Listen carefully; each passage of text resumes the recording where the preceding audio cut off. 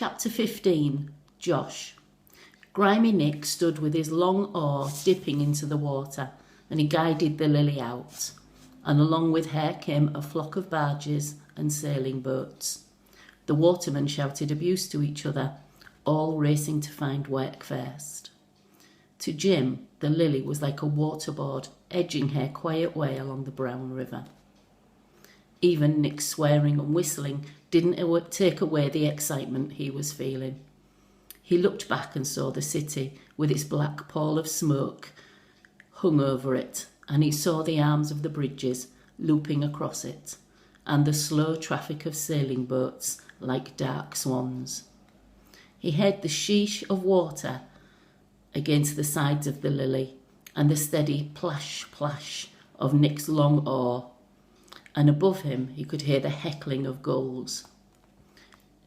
Nothing, not all the misery of the last year, not the pain of the last 2 days, nor the fear of Grimy Nick and Snipe could take away from him the thrill of the journey. It felt like a new beginning. At last they came to where the big ships lay at anchor. They pulled up alongside a huge coal-carrying boat called the Queen of the North. And there Nick pulled in his oar, whistling loudly until a rope ladder was dropped down to him. The Lily lay bobbing on the water while Grimy Nick shinned up the rope ladder and went aboard the big boat. Jim gazed up after him, longing to follow him. Nick shouted down to him to pull back all the hatchboards, and a basket brimming with coals swung out from the boom of the Queen of the North and was slowly lowered down. Nick shinned down the ladder again and whistled.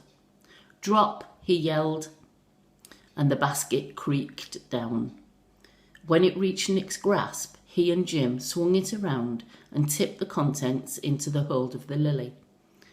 Jim spluttered in the clouds of black dust. "That's your job for the day, and tomorrow, till we get the hold full," Nick told Jim. "We've got 80 tons to load, and the quicker we gets it done, the quicker we gets back. See we don't lose any coals, and keep the dog out of the way, and keep moving." They worked through the day and into the night again. They slept till dawn and then set to work again, and at last the hold was so full that Nick had to scramble out of it, coughing and spitting out the coal dust he'd swallowed. His face was black, and under the blackened jut of his hair, his eyes gleamed with red rims. His lips shone wet and pink when he opened his mouth, and his few teeth were as bright as polished gems. "Put some hatchboards across," he ordered. "I'm going for some food." He scrambled back up the ladder, hawking up a black spittle as he went.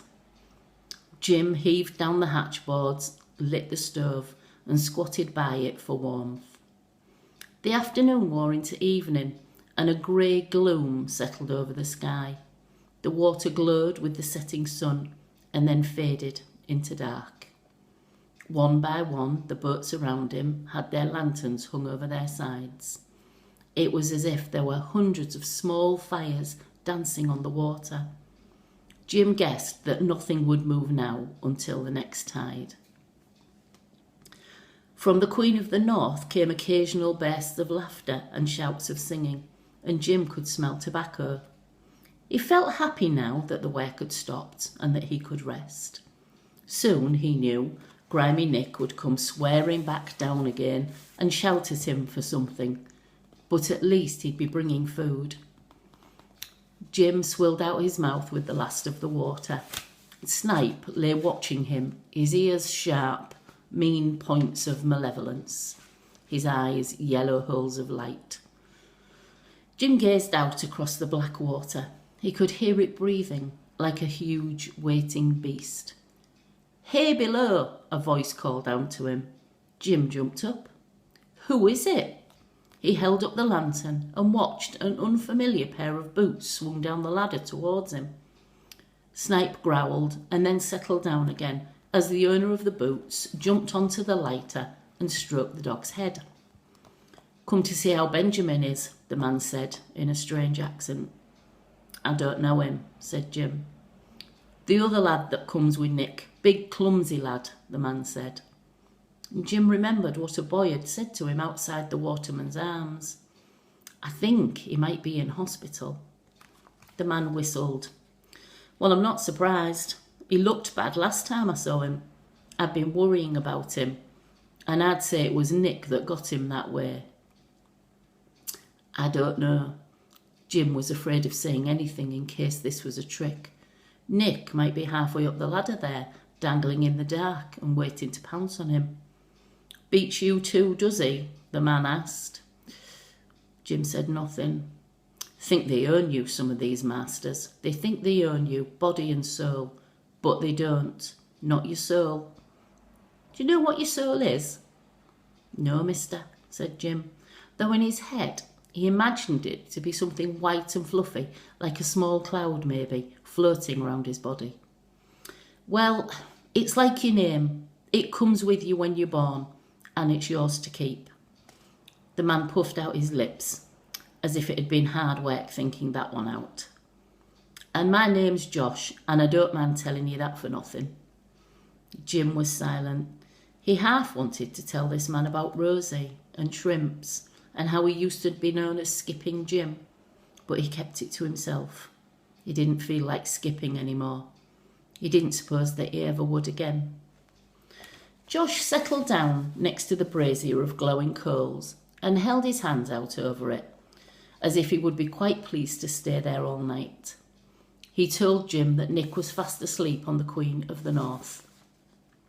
He's stuffed his belly so full he can't stuff any more in it, he said. So don't expect him down for a bit. Not until the tide comes in, I'd say. Where does the tide go to? Jim asked, a bit timid. He was still wary of Josh, but he liked him. He knew that.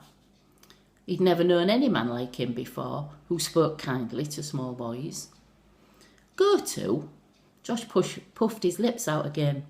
Well, it's just there, isn't it? It's pulled over one way and then it's pulled over another, but it just keeps coming in and out, day after day after day, and it always will. When there isn't land, there's water, lots of it, and you can only see the top of it.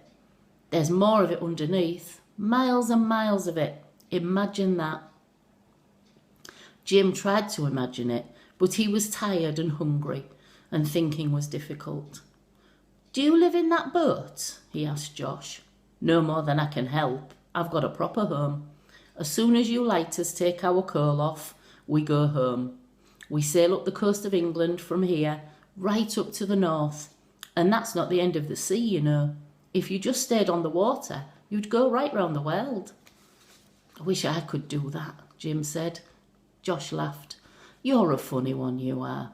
What would you do? What would you want to do that for? It's big and empty, the sea, and lonely. I might find somewhere nice to live. Josh laughed again and shook his head. You don't like living here then? No, mister, I don't. It's cold and it's hard and I don't get enough food. And he shouts and screams so much.